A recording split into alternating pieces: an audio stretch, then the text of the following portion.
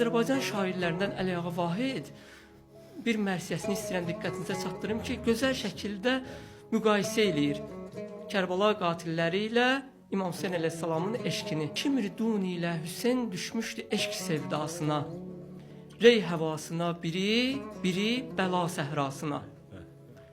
Bildirir ki, Şimr də aşiq idi. İmam Hüseyn əleyhissalam da aşiq idi. Nəticədə hər ikisi aşiq idi. Biri dünyaya aşiq idi. Biri isə Allah'a aşiq idi. İmam Hüseyn Allah'a aşiq idi. Bir rey havasına, bir reyin mükafatını istəyirdi, rey hakimiyyətini istəyirdi əldə eləsin. Buna görə canfəşanlıq edirdi. Biri isə Allah eşqində idi.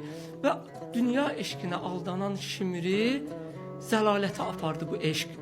Amma Allah eşqi isə İmam Hüseyni və əshabını aparıb yüksək bir mərtəbəyə çatdırdı. Şimrdun yağmaya verdi din ilə imanını.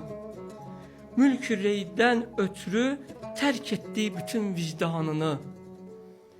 Təşnə öldürdü su üstə Kərbəla mehmanını. Baxmadı nə Əsqər o, nə Əkbər o Əbbasına.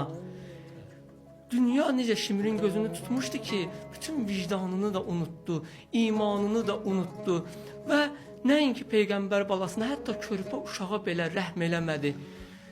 Dünya belədir. Dünya məhəbbəti belədir, tamah belədir. İnsanın gözünü tutanda bütün imanı, vicdanı əldən gedir və sonda bu onu tamah aparıb zəlalətə çatdırır.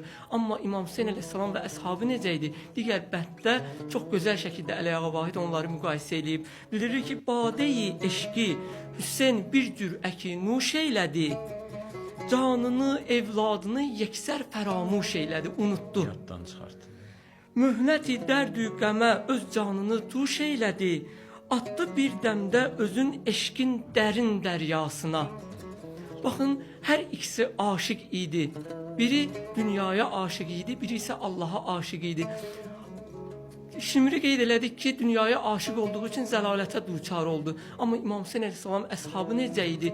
Kərbəlada onlara nəzər salanlar bilirlər, qeyd edirlər ki, onlar çox xoşbəxt idilər, ləzzət içində idilər. Çünki Allah eşqi insana dünyanı unutturur. Dünyanı unudan insan da daim ləzzət içində olur, xoşbəxtlik içində olur.